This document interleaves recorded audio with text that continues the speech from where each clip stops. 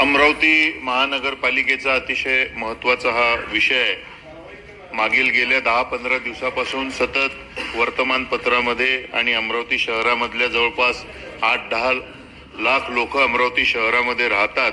त्यांच्या स्वच्छतेविषयीची हा अतिशय महत्त्वाची हा प्रश्न आहे.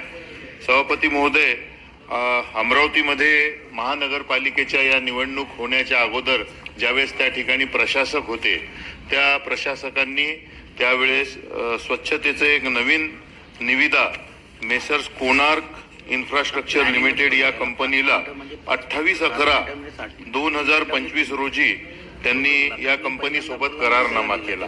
हा करारनामा केल्यानंतर या कंपनीनं या ठिकाणी काम सुरू केलं. त्यामध्ये कंपनी मार्फत शहरातील कचरा व्यवस्थापन व साफसफाईची कामे टप्प्याटप्प्याने सुरू करण्यात आली.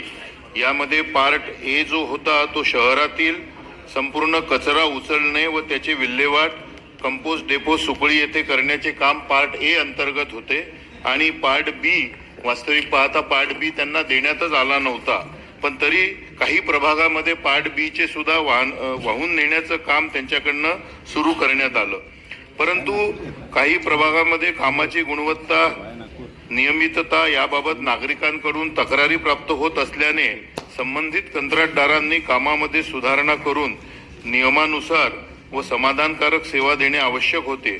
परंतु अमरावतीमध्ये यांच्या कामाविषयी सतत तक्रारी होत असल्यामुळं यामध्ये अनेक तक्रारी व्हायला लागल्या आणि त्यामध्ये सध्या मग निवडणूक झाल्यानंतर अमरावती महानगरपालिकेमध्ये एक स्वच्छता अभ्यास गटाची त्या ठिकाणी नियुक्ती करण्यात आली. त्यामध्ये सर्व पक्षाचे लोक. तुम्ही सायटेशनचा कृपया वाचू नका, तुम्हाला काय एक्सपेक्टेड आहे ते बोला ना. टू द यामध्ये हा जो कॉन्ट्रॅक्ट त्यांना देण्यात आला प्रशासकाने, यामध्ये मुळात 4 गोष्टीची अनियमितता झालेली आहे.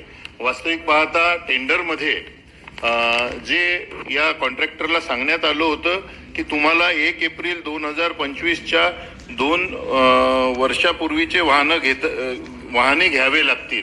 परंतु या कॉन्ट्रॅक्टरनी ते सगळे वाहनं घेतलेले नाही आणि त्याला ॲग्रीमेंटमध्ये जुने वाहनं घेण्याची परवानगी देण्यात आली. म्हणजे जवळपास हा 300 कोटीचा एकंदरीत कॉन्ट्रॅक्ट त्यांना दिलेला आहे. परंतु नवीन वाहनाच्या ऐवजी अजूनही जुनेच वाहनं ते वापरतायत आणि फार कमी प्रमाणात वापरतायत. त्यामुळे कामाची क्वालिटी आणि दर्जा त्या ठिकाणी नीट होऊन नाही राहिलाय. त्यामध्ये त्यांना 90 दिवसाची सूट सुद्धा देण्यात आली होती, परंतु अद्यापपर्यंत त्यांनी हे काही वाहने घेतलेले नाही. दुसरी अनियमितता अशी झालेली आहे की त्यांनी काम सुरू केल्यानंतर 1 वर्षानंतर त्यांना 5% बिलामध्ये वाढवून देऊ असं सांगितलं होतं टेंडरमध्ये. परंतु ॲग्रीमेंटमध्ये त्यांनी मूळ काम हे डिसेंबरमध्ये सुरू केलं आणि ॲग्रीमेंटमध्ये त्यांना नवीन आर्थिक वर्षापासून म्हणजे 1 एप्रिलपासूनच 5% वाढवून देऊ असं करण्यात आलेलं आहे. म्हणजे जवळपास काम सुरू झाल्यानंतर 4 ते 5 महिन्यामध्येच त्यांना 5%ची वाढ त्या ठिकाणी मिळालेली आहे. त्यामुळे महानगरपालिकेचं जवळपास 2 कोटी रुपयाला भुर्दंड महानगरपालिकेला त्या ठिकाणी आहे. त्यानंतर टेंडरमध्ये असं म्हटलं होतं की 2% अनामत रक्कम त्यांना ठेवावं लागेल, परंतु ॲग्रीमेंटमध्ये परत मॉडिफिकेशन करण्यात आलं आणि 2 वर्षाच्या ऐवजी त्यांना 1 वर्षाचंच त्या ठिकाणी मॉडिफिकेशन त्यामध्ये करून देण्यात आलेलं आहे. तर सांगण्याचं तात्पर्य या सगळ्या अनियमितता या सगळ्या टेंडरमध्ये आणि ॲग्रीमेंटमध्ये झालेल्या आहे. त्यामुळे अमरावतीमध्ये साफसफाईचा विषय हा ऐरणीवर आहे. त्यामुळे माझी या अनुषंगानं एक मागणी आहे की तिथल्या या समितीने सुद्धा हे मान्य केलेलं आहे की अनियमितता झालेली आहे आणि याची चौकशी झाली पाहिजे.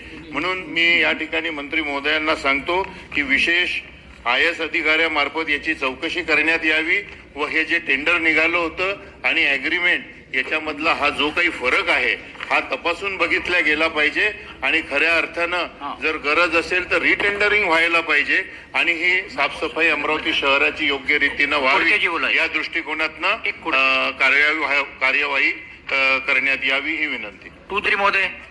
उपसभापती महोदय, सन्मान्य सदस्यांनी अमरावतीच्या घनकचऱ्याच्या संदर्भातल्या टेंडरचा प्रश्न या ठिकाणी उपस्थित केला आहे.